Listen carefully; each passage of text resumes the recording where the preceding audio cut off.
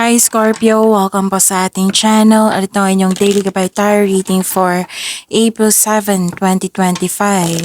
Please be reminded kung naka-resonate kayo, comment down. Kung hindi kayo naka-resonate, ibigay niyo po sa iba kasi general reading po ito. This is for you Scorpio ngayong April 7, 2025.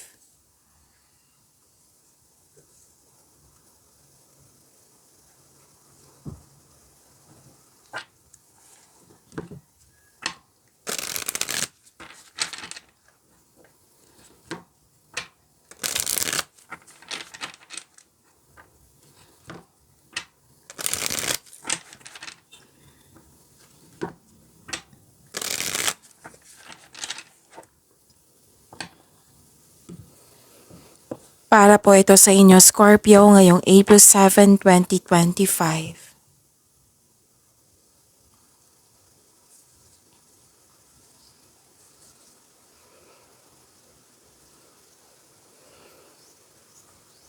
Maraming salamat po sa inyong patuloy na suporta at maraming salamat din po sa mga hindi nag-skip ng ads. Gamitin ang reading na ito bilang gabay lamang sa mga hindi pa nag-subscribe. Subscribe na po kayo at click bell notification para malaman nyo na may bago tayong video. Para sa mga gustong magpa-reading po, may lumabas dyan sa screen nyo ngayon. Panoorin nyo po at sundin ang instruction.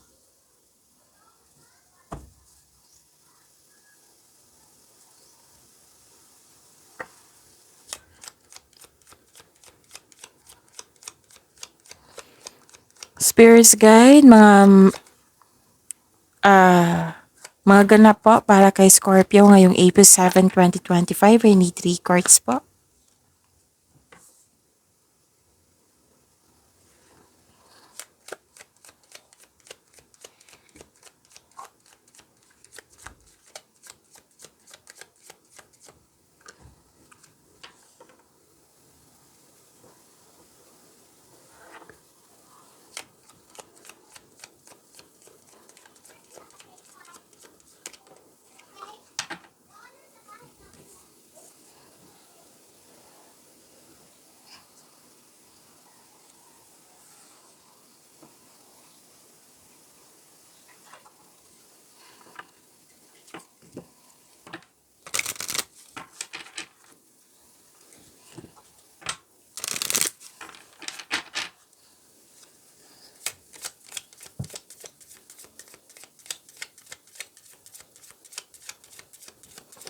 Spirits Guide, mga mensahe po para kay Scorpio ngayong April 7, 2025. I need 2 cards po.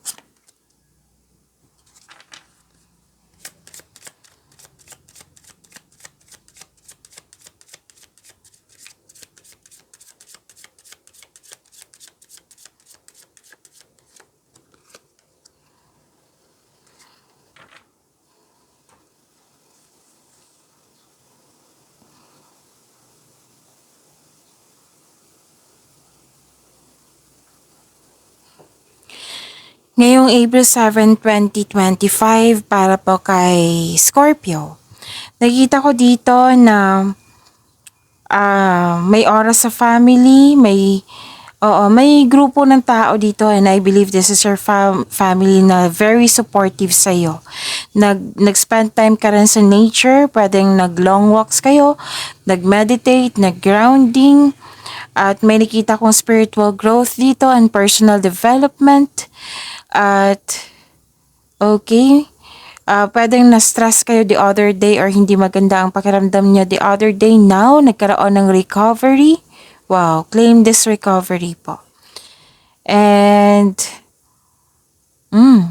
may malaking influence ang isang babae sa araw ni ito. At may nakita rin akong stability dito. Pwede stability sa inyong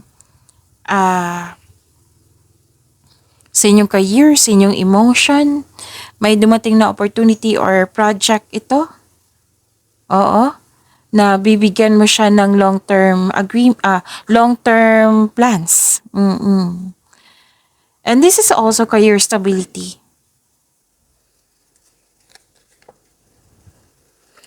Mensahe po, stay open. Okay? Pwede din embrace the new situation, embrace the changes, or be open-minded.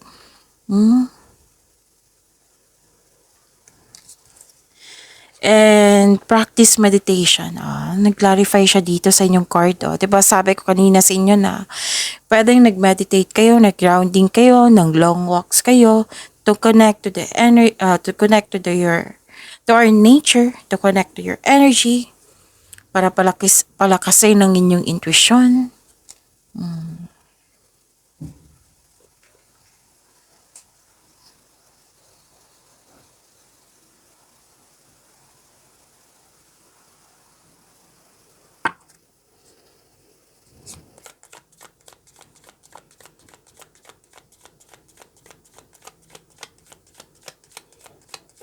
Spirits guide, ano po yung energy ni Scorpio ngayong April 7, 2025? I need 2 cards po.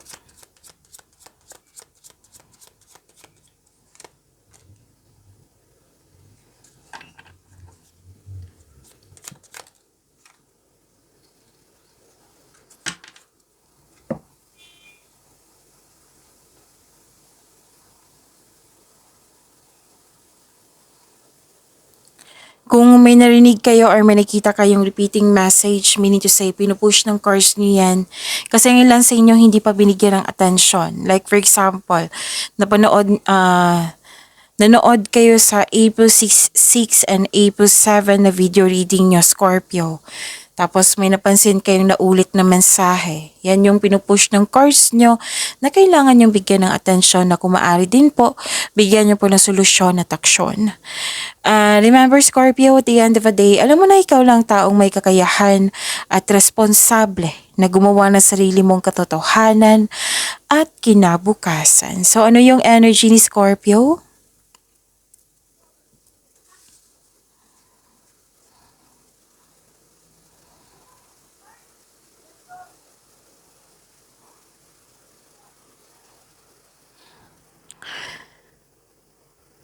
May nakita ko ditong celebration. Okay. Successful completion. Yan yung nakikita ko. Reaping rewards, accomplishment, success, perfect situation, recognition din. May celebration ako nakikita dito. Perfect situation, maaring may parating na gantimpala or positibong resulta ng iyong proyekto. And celebrate your wins and acknowledge how far you've come. And ready ka na ready ka na to start a new journey. May nakita rin ako dito ang tapos ng construction ng dream house mo. And everything you have worked for is coming together. I consider this harvest time. Kasi, yung sabi nga kanina na everything you have worked for is coming together. Na this is the perfect time. This is, na nakita na nila yung positive outcome sa mga ginagawa mo. May ganun ba na? May nakita ko dito celebration ng graduation. May graduation ba ngayon? So this is recognition also ha. Pwedeng pagtaas ng kita nyo, pagtaas ng sweldo, pagtaas ng allowance, or pagtanggap ng promotion. Pwede din nakatanggap kayo ng positive review or response from your customer, kliyente, sa inyong boss. Kasi recognition, nakikita ko dito recognition po.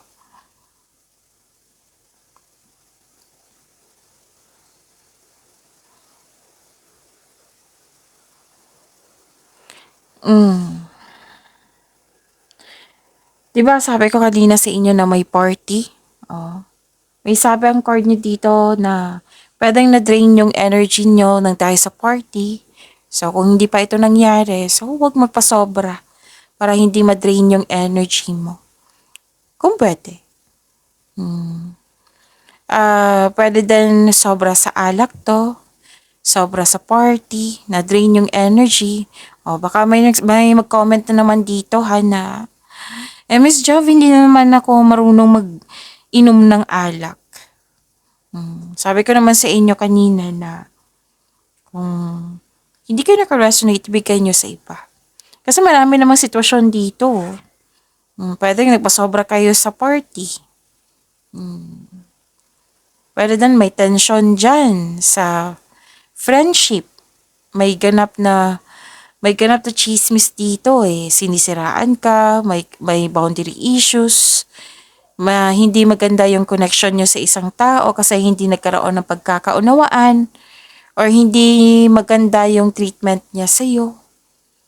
May nakita rin ako ditong third party concern. Oo, pwedeng sa'yo to or may concern ka sa isang tao na nakipag-inuman, nakipag-flirt, magkakaroon ng affair. Sabi ng card niyo dito na makinig po daw kayo sa inyong intuition and protect your inner peace. May nagsabi sa akin ngayon, pwedeng pinag-usapan nyo tong third party. Pwedeng itong third party na situation is nangyari na sa nakaraan. Pwedeng may nagpaalala sa'yo, tapos nagkwentuhan kayo ng tungkol sa kanyan. Pwede din mangyayari ngayon.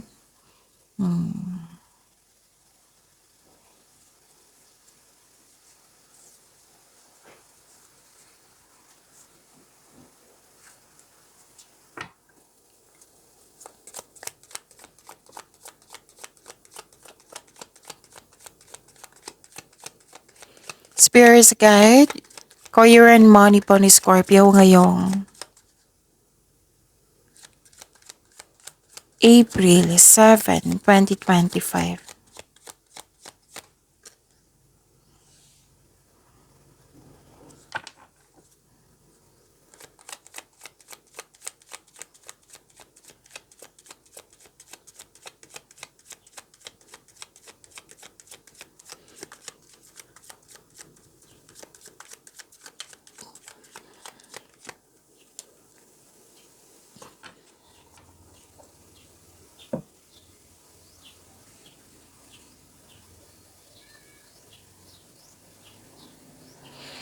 Sa inyong career and money, ang ganda po, Scorpio.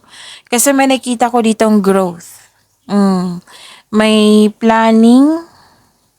Oo, may gumagawa kayo ng plano at nagbigay kayo ng pasensya. Parang disappointed ka sa current situation mo ngayon, Scorpio. Feeling mo dapat lume-level up ka na. So this card tells you na parte ito ng proseso. Have faith, patuloy mo lang ang pagsisipag sa trabaho. Dahil nakita ko naman dito na ma-achieve mo yung gusto mong posisyon or kasaganaan. Kasi nagtanim ka dito eh. Nagbigay ka na talaga yung sobrang focus mo sa inyong mga ginagawa dyan. Nagtanim ka, naghihintay kang bumunga ito. So, nakikita ko naman dito na kailangan nyo lang ng mahabang pasensya kasi nakikita ko naman dito na ma-achieve mo ito. So, kailangan nyo lang dito na magtiwala and stay patient. Ma-achieve mo yung gusto mong posisyon or kasaganaan po. You're very close to see the tangible results sa inyong effort. So, huwag kayong mag-give up. Stay positive and be grateful. Malapit mo nang maabot yung goal mo sa buhay. So, parating ng resulta sa inyong sipag at tiyaga, naghihintay ka at malapit ka nang mag-harvest. Di ba ang ganda? Scorpio? So, claim niyo po. This is new beginning also and wow, this is abundance. Sabi ko naman sa inyo maganda. So, claim nyo po. May parating na job opportunity or any kind of opportunity para sa inyong kaunlaran. Basta tungkol to sa career and money nyo ha. So, another card na nagsabi dito na may promotion.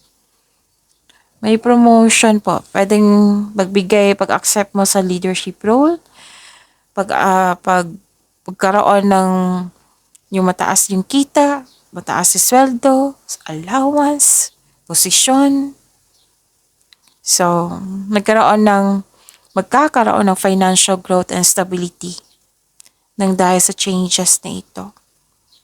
Ilan sa inyo ready na mag-pursue ng new career path na mag-o-offer ito ng stability and abundance. Diba? So, ang ganda. May parating na blessings. This is gift from the universe. Posible din na unexpected sum of money ito. So, pwede din nag-take ka ng first steps para ma-enhance o ma-increase yung kaperahan mo. So, ang pagbabago na ito ay may unlimited growth towards to your finances. Diba? Ang ganda. Killing niyo po, Scorpio. Ang ganda po.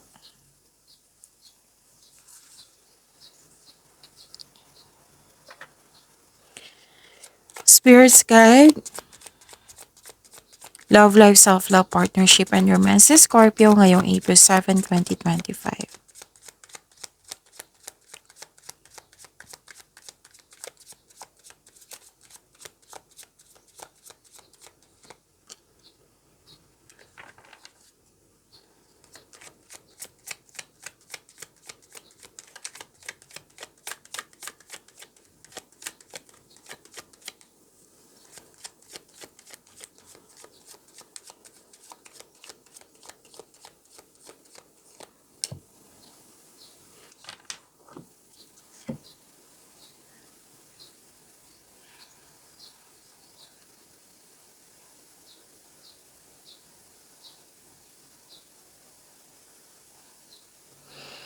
Okay.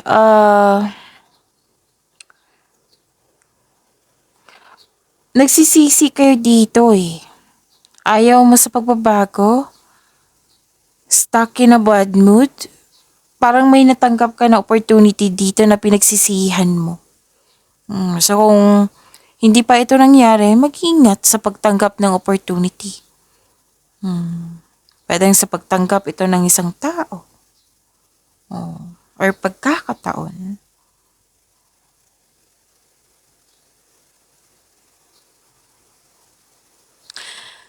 So, possibilities and daydreaming, nagmuni-muni kayo ngayon, nag-iisip ng mga plano or pangarap sa buhay, nag-iisip ka ng mga desires mo sa buhay.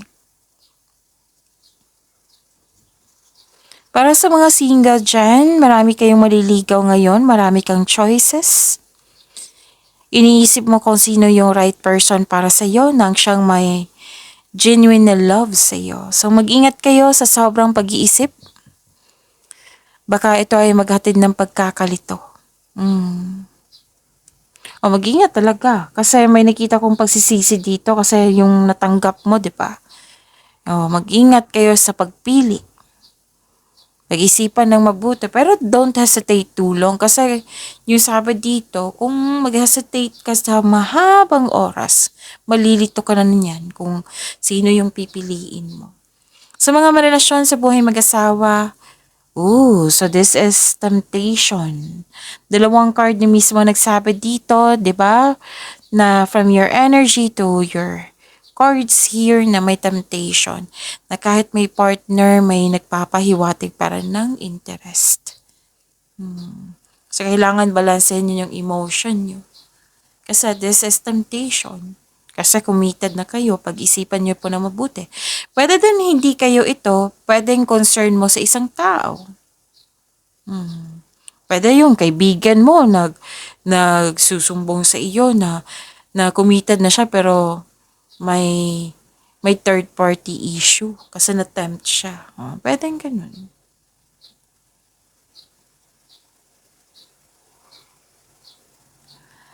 So, may pag-usap talaga dito regarding sa pagtataksil. Pwede nangyari na ito. Basta may nag-uusap dito. Okay? So, yun. Dito tayo mag-focus sa plano nyo. Para mas lumawak yung ambisyon mo dito sa buhay. Dito na lang tayo mag-focus. Okay? So, wag tayo magpadala or yung temptation niyan. Kasi, yung isipin natin, protektahan natin yung inner peace. Kasi ang sarap-sarap sa pakiramdam yung inner peace kung magkaroon tayo ng inner peace. Pagyamanin niyo po yung blessings sa binigay sa inyo, Scorpio. See you tomorrow. Please like, subscribe, and click the button for notification para updated po kayo sa daily tarot reading natin. Maraming salamat.